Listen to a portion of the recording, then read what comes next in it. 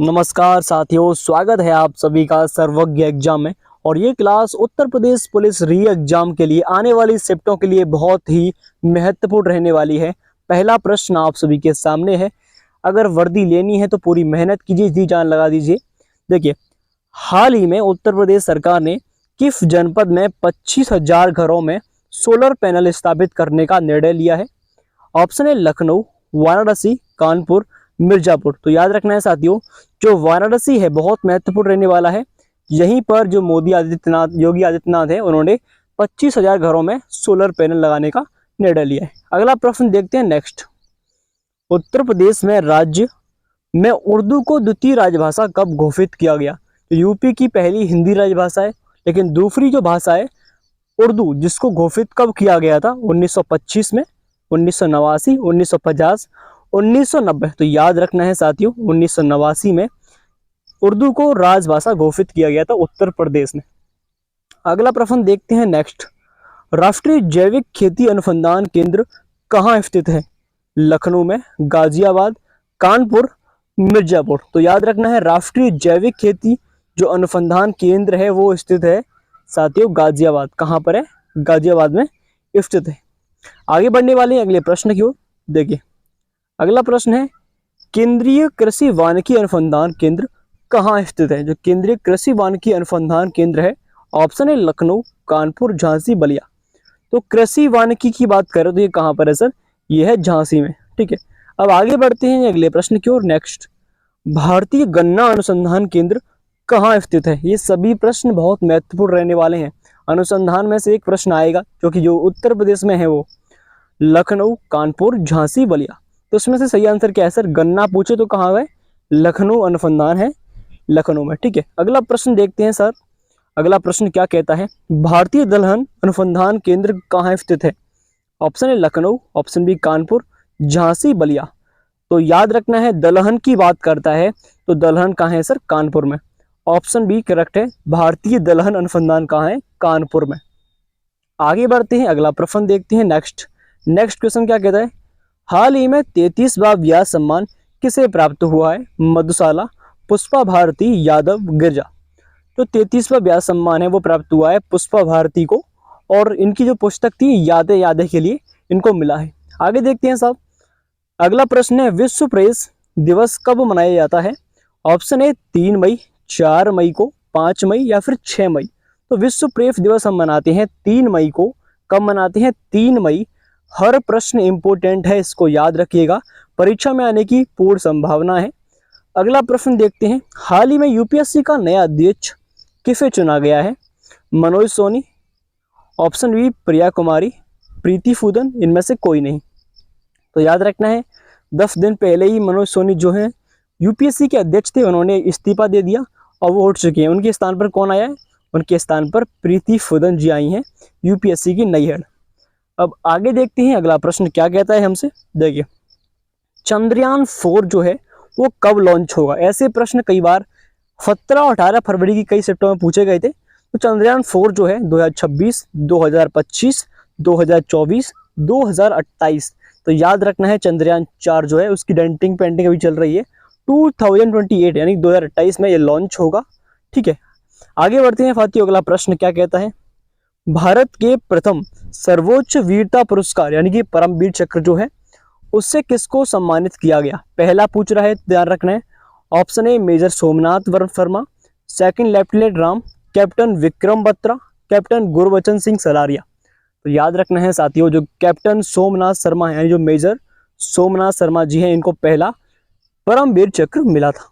आगे बढ़ते हैं अगले प्रश्न की ओर। हर प्रश्न को समझना है, याद करना है दोस्तों, अगर परीक्षा में उत्तीर्ण ही नहीं बल्कि रैंक लानी है अच्छी। आगे बढ़ते हैं। भारतीय संविधान का कौन सा आर्टिकल या फिर अनुच्छेद राष्ट्रपति की क्षमादान की शक्ति को दर्शाता है? ये प्रश्न कई बार एग्जाम में आया है, बहुत ही महत्वपूर्ण प्रश्न है। अनुच्छेद 40, अनुच्छेद 72, अनुच्छेद 81, अनुच्छेद 55। तो याद रखना है, अनुच्छेद जो 72 है उसमें क्या है? राष्ट्रपति की क्षमादान की शक्ति है। आगे बढ़ते हैं। A century is not enough पुस्तक किसके द्वारा लिखी गई है? Option A Virat Kohli, Sachin Tendulkar, Jasprit Bumrah, Sourav Ganguly. तो याद रखना है साथियों, A century is not an पुस्तक जो है वो है सौरभ गांगुली की, क्रिकेट से संबंधित है तो याद रखना है। उन्होंने संन्यास ले चुके हैं भी, बहुत साल हो गई। आगे बढ़ते हैं, अगला प्रश्न है भारतीय वन्य जीव संरक्षण अधिनियम कब लागू हुआ। ऐसे प्रश्न कई पूछे जाते हैं जो एक्ट होते हैं अधिनियम उनसे। ऑप्शन है 1962, 1952, 1972, 1982। तो याद रखना है जो भारतीय वन्य जीव संरक्षण अधिनियम है वो 1972 में लागू हुआ। कब लागू? 1972 में। आगे बढ़ते हैं, अगला प्रश्न देखते हैं। उत्तर प्रदेश की पहली महिला कमिश्नर कौन थी?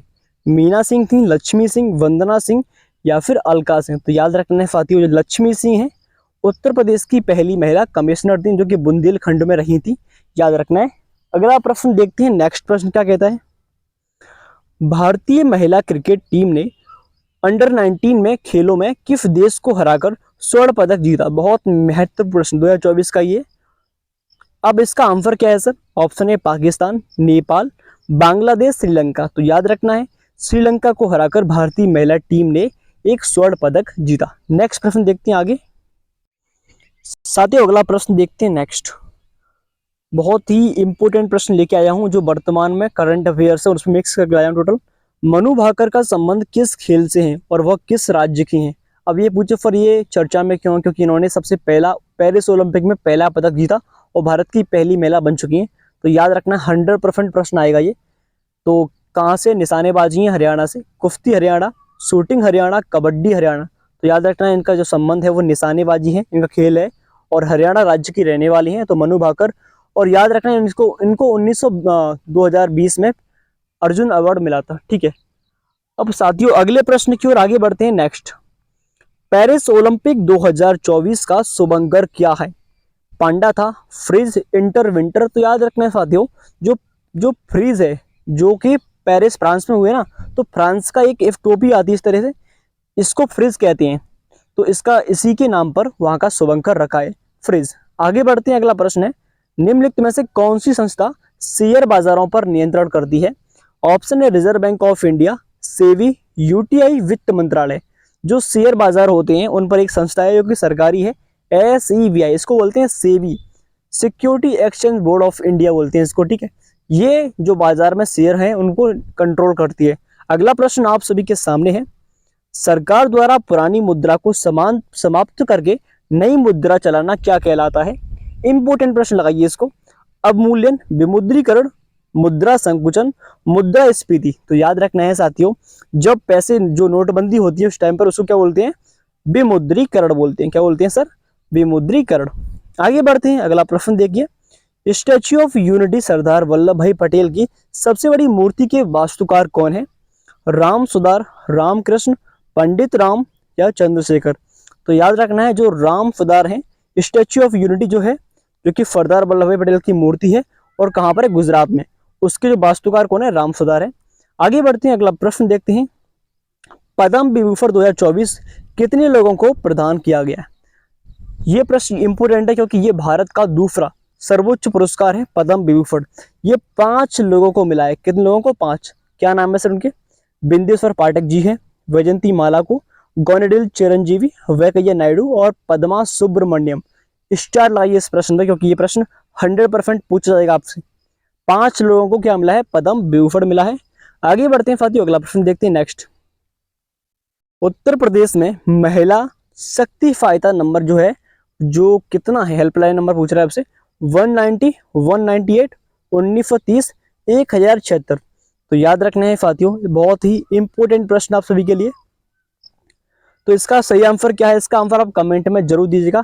बहुत इजी प्रश्न है। आगे बढ़ते हैं। उत्तर प्रदेश पुलिस का सर्वोच्च पद कौन सा है? आपसे पोस्ट पूछता है पद। ऑप्शन है DGP, ADGP, IGP या फिर DIG। तो याद रखना है जो DGP होते हैं डायरेक्टर जनरल ऑफ पुलिस बोलते हैं इनको, यानी कि पुलिस महानिदेशक।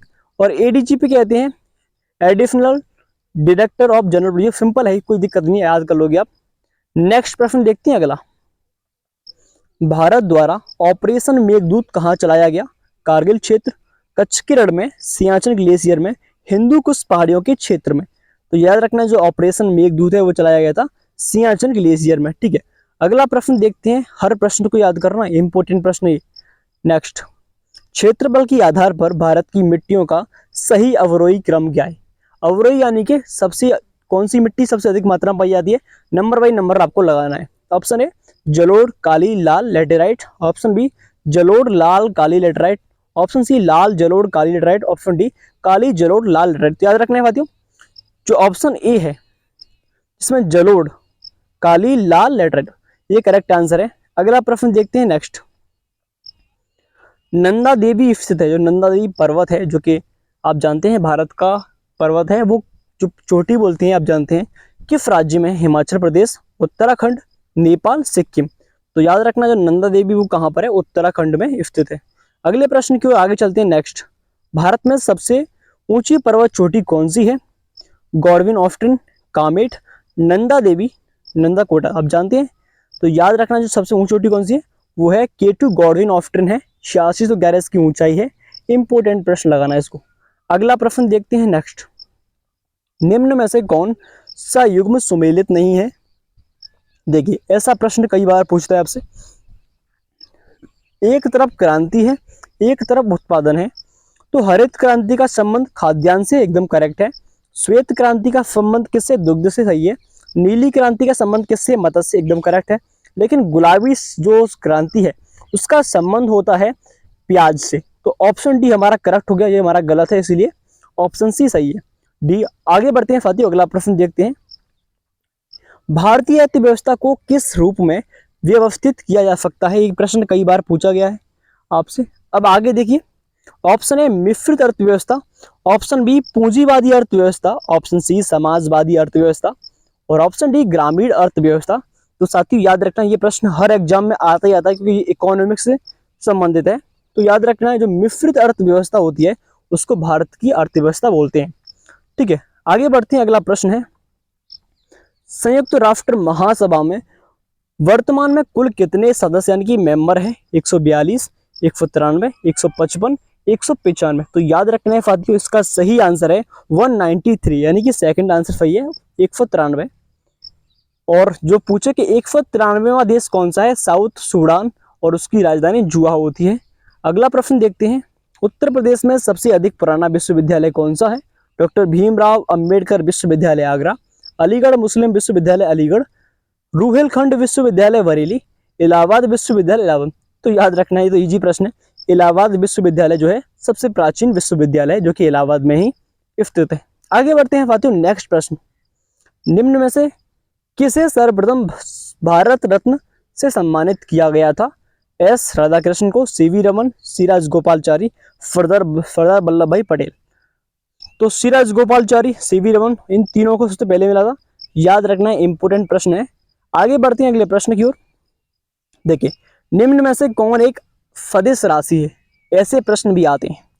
द्रव्यमान आयतन, ताप विद्युत धारा, दाब कार्य, या ऑप्शन डी है त्वरण, आवेग, आघूर्ण, कोणीय संवेग। तो याद रखना है साथियों, जो ऊपर की जितनी भी हैं ये सब कैसी राशि हैं? अदिश राशि है। और जो नीचे हैं ये सब कैसी हैं? ये आपकी सदिश राशि। मैंने आपको कम से कम 10 से 12 राशियां एक ही क्वेश्चन में कराई हैं। याद रखना है, त्वरण, आवेग, आघूर्ण, कोणीय संवेग कैसी राशि हैं? सदिश राशि हैं। और जो द्रव्यमान आयतन, ताप विद्युत धारा, दाब कार्य, सब कैसी राशि हैं? ये सब एक अदिश राशि हैं। ठीक है, आगे बढ़ते हैं दोस्तों। देखिए, रणजी ट्रॉफी 2024 का विजेता कौन सा राज्य बना है? मुंबई, गोवा, महाराष्ट्र, उत्तर प्रदेश। तो याद रखना है, जो रणजी ट्रॉफी, ये प्रश्न आपसे पूछा जाएगा गारंटी 100%, क्योंकि जो खेल चलते हैं वर्तमान में उनमें एक नया क्वेश्चन तो आता ही आता है। तो इसका सही आंसर है मुंबई वर्तमान में जीता है। रणजी ट्रॉफी 2024 का विजेता मुंबई। आगे बढ़ते हैं, नेक्स्ट प्रश्न। जापान की राजधानी को कहा जाता है क्या? Tokyo, Hiroshima, Chicago, Himanshu. तो आप जानते हैं जापान की राजधानी क्या है? टोक्यो जापान की राजधानी है। आगे बढ़ते हैं दोस्तों अगले प्रश्न की ओर। देखिए, आपसे एक राजधानी आती है और दिवस भी आते हैं, चिंता मत कीजिए, सब लाया हूं, मिक्स करके लाया हूं आपके लिए। पेरिस ओलंपिक 2024 का आयोजन किस देश में किया जा रहा है? Paris France, Beijing Bharat, Delhi, Switzerland. तो ऑप्शन ए करेक्ट है इसका, पेरिस फ्रांस में इसका आयोजन हुआ था, अभी हुआ था 10 दिन पहले। आगे बढ़ते हैं।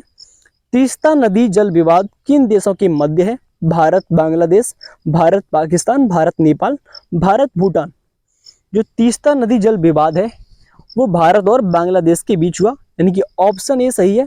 बांग्लादेश से कंफर्म है कि एक दो प्रश्न आएगा, क्योंकि जो देश चर्चा में चलता है उससे प्रश्न आना संभावित है, 100% बता दिया जाए। तो याद रखना है तीस्ता नदी जल विवाद किसके मध्य है, भारत बांग्लादेश के मध्य है। अब यहां से आते हैं साइंस के प्रश्न। चंद्रयान 2 को किस प्रक्षेपण यान से लॉन्च किया या छोड़ा गया? GSLV MK2, PSLV XL, या फिर GSLV MK3, या फिर SSLV? इसका आंसर कमेंट में दीजिए। आगे बढ़ते हैं अगले प्रश्न की ओर। चंद्रमा पृथ्वी से लगभग कितनी दूरी पर है? 3.8 लाख किलोमीटर्स, 3.84 लाख किलोमीटर्स। आपको याद रखना है सिंपल, 3,84,000 किलोमीटर दूर है पृथ्वी से। चंद्रमा की दूरी कितनी है? 3,84,000 किलोमीटर। ये प्रश्न तो कॉमन है, याद कर लेना इसको। आगे बढ़ते हैं। चंद्रमा पर उतरने वाले पहले व्यक्ति कौन है, यानी कि चंद्रमा पर जाने वाले? तो Neil Armstrong, Jim Lovell, Alan Shepard, Rakesh Sharma. Bharat से पूछे तो राकेश शर्मा है, लेकिन राकेश शर्मा अंतरिक्ष में जाने वाले थे। अगर ये पूछे कि नील आर्मस्ट्रांग जो अमेरिका के हैं वो गए थे, याद रखना है, सिंपल प्रश्न है। आगे बढ़ते हैं। चंद्रयान 3 की सफल और सॉफ्ट लैंडिंग कब हुई? 29 अगस्त 2023, 25 अगस्त, 23 अगस्त, 27 अगस्त। तो आप जानते हैं 23 अगस्त 2023 को भारत ने चंद्रमा पर कदम रखकर पूरा इतिहास ही बदल दिया और चौथा देश बन चुका था चंद्रमा पर उतरने वाला। आगे बढ़ते हैं। भारत से चंद्रमा की दूरी हम बात कर चुके हैं, 3,84,000 किलोमीटर होती है। आगे देखते हैं, अगला प्रश्न है। चंद्रमा की सतह पर धूल को क्या कहते हैं? चंद्रमा पर जो धूल होती है उसको क्या बोलते हैं? रेजोलिथ, मोनोलिथ, हेमलिथ। तो याद रखना है फादी, कॉमन प्रश्न है, लेकिन इसको याद रखना है, जो रेजोलिथ होती है चांद की मिट्टी को रेजोलिथ कहते हैं। आगे बढ़ते हैं। अगला प्रश्न क्या कहता है? चंद्रयान 3 ने चंद्रमा के किस हिस्से के पास सॉफ्ट लैंडिंग की थी? उत्तरी ध्रुव, भूमध्य रेखा, दक्षिणी ध्रुव, दूर की ओर। तो याद रखना है जो साउथ पोल है, दक्षिणी ध्रुव पर चंद्रयान 3 ने सॉफ्ट लैंडिंग की थी। अगला प्रश्न क्या कहता है? चंद्रयान 3 के मिशन के लैंडर का नाम क्या है? ये प्रश्न आए थे दोनों। तो विक्रम, प्रज्ञान, भीम, ध्रुव। तो देखिए, जो लैंडर की बात करता तो विक्रम था, अगर रोवर बोले तो प्रज्ञान था। आगे देखते हैं। चंद्रयान 3 मिशन के रोवर का नाम क्या है? विक्रम, प्रज्ञान, भीम, ध्रुव। तो याद रखना है साथियों, इसका सही आंसर है प्रज्ञान। ऑप्शन भी एकदम करेक्ट है, प्रज्ञान एकदम सही आंसर है। आगे बढ़ते हैं अगले प्रश्न की ओर, नेक्स्ट देखते हैं।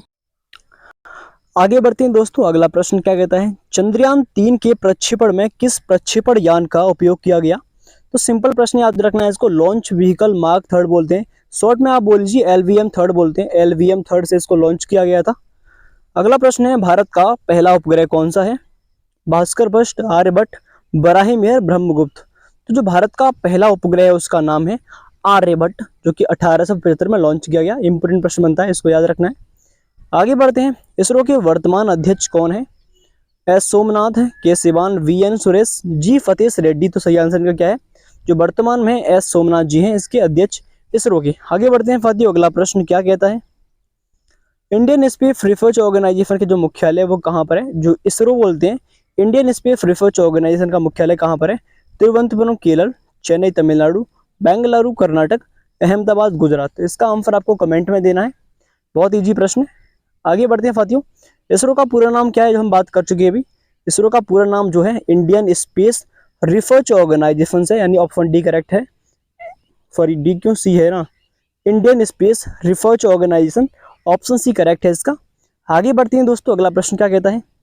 इसरो के संस्थापक कौन है? ये प्रश्न इंपॉर्टेंट है। जो इंडियन स्पेस रिसर्च ऑर्गेनाइजेशन है उसके संस्थापक कौन थे? पहले CV रमन थे, APJ अब्दुल कलाम, सतीश धवन, विक्रम साराभाई। तो विक्रम साराभाई जो है इसरो के संस्थापक थे। अगला प्रश्न, राष्ट्रीय पंचायती राज दिवस कब मनाते हैं? 28 मार्च, 22 मार्च, 28 अप्रैल, 24 अप्रैल। याद रखना है 24 अप्रैल को राष्ट्रीय पंचायती दिवस मनाते हैं, क्योंकि 24 अप्रैल 1973 को अधिनियम आता है पंचायती राज दिवस। अगला प्रश्न आप सभी के सामने, लुई ब्रेस दिवस कब मनाते हैं? 1 जनवरी, 3 जनवरी, 4 जनवरी, 5 जनवरी। तो लुईस ब्रीफ दिवस मनाते हैं 4 जनवरी को। आगे बढ़ते हैं, अगला प्रश्न देखते हैं नेक्स्ट। हुमायूं ने शेरशाह सूरी पर किस सन में विजय प्राप्त की थी? 1550, 1540, 1650, 1450। तो याद रखना है 1540 ईस्वी में हुमायूं ने शेरशाह सूरी पर विजय प्राप्त की। अगला प्रश्न देखते हैं नेक्स्ट। तो प्रश्न समाप्त होते हुए आपका बहुत बहुत धन्यवाद। क्लास कैसी लगी कमेंट में जरूर बताइए। धन्यवाद, थैंक यू सो मच।